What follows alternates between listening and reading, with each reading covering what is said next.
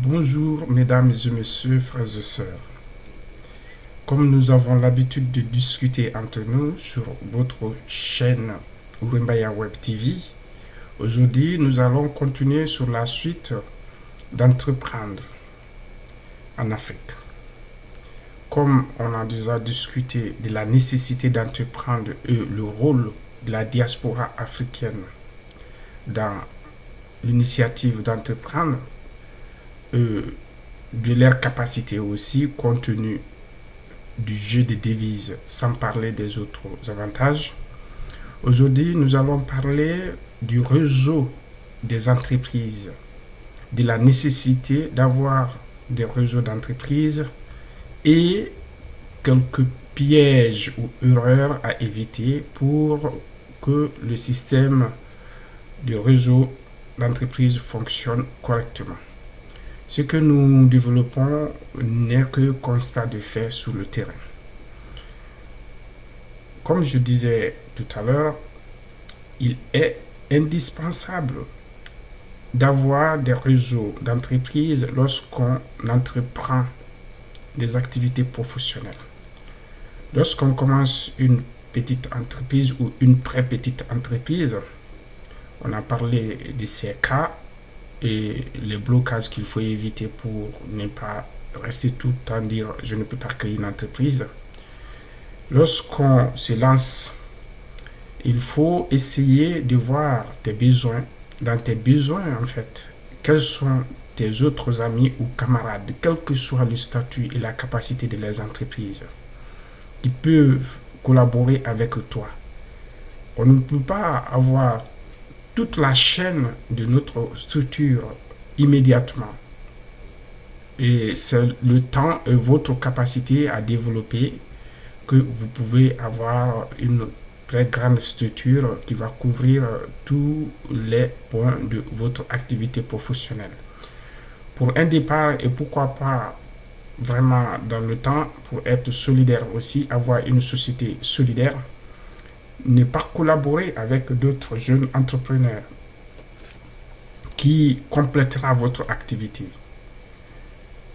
Nous, on constate par des faits sur le terrain que c'est possible de faire et de faire bénéficier d'autres même de tes services et vous vous complétez, vous fonctionnez ensemble. Cela a des avantages sur le plan économique, qui est l'objectif de votre structure professionnelle, mais ça crée un autre réseau social. Le réseau social qui est créé une fois que vous collaborez avec quelqu'un, une personne, forcément, il se crée quelque chose de très humain entre vous. Et ça crée un tissu social. Donc, essayons, une fois qu'on se lance dans l'entrepreneuriat, de créer notre réseau, de créer le réseau de sorte qu'on puisse être fonctionnel à couvrir vraiment un vaste domaine ou à satisfaire un besoin ou au maximum le niveau de besoin qu'on vise à satisfaire. Mais la création de ce réseau et son entretien, il y a des erreurs qu'il faut éviter. Et l'une des erreurs principales, l'une parmi les erreurs est du côté du partenaire, dans la plupart du temps, par l'exemple des faits. Il y a des gens, par exemple, je prends un exemple, on a créé une structure ou une très petite entreprise où on livre des produits à des gens en avance. Quand on les livre des produits en avance et après, à un moment donné, on récupère pour les livrer un autre produit. Mais malheureusement, le jeu de franchise et le jeu de notoriété sur certaines personnes ne se joue pas correctement. Pourquoi? Parce qu'on n'est pas entré dans l'esprit entrepreneurial. C'est pourquoi il faut avoir un bon réseau de collaboration professionnelle et éviter ces pièges. Parce que souvent en Afrique, on a tendance à croire les autres comme des naïfs. Dès qu'ils te font confiance, ils te font livrer des choses ou on te donne de l'argent, tu utilises ça pour d'autres objectifs alors que c'est fait pour votre relation entre vous.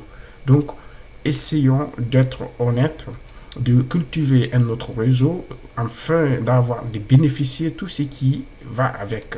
Cela nous permettra non seulement de combattre le chômage sur le terrain, mais de faire occuper les gens, de déjà détourner les gens de tout le temps de la politique. Tout le temps la politique. Et les jeunes qui sortent de l'université n'ont rien à faire.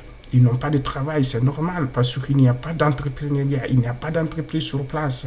Il faut qu'on rentre dans l'esprit d'entrepreneuriat. L'État ne peut pas tout donner. Ceux qui sont aujourd'hui, si je prends le cadre de la Guinée, ceux qui sont en train de critiquer Alpha Condé, ils se trompent de cible. Alpha Condé n'est pas le problème de la Guinée.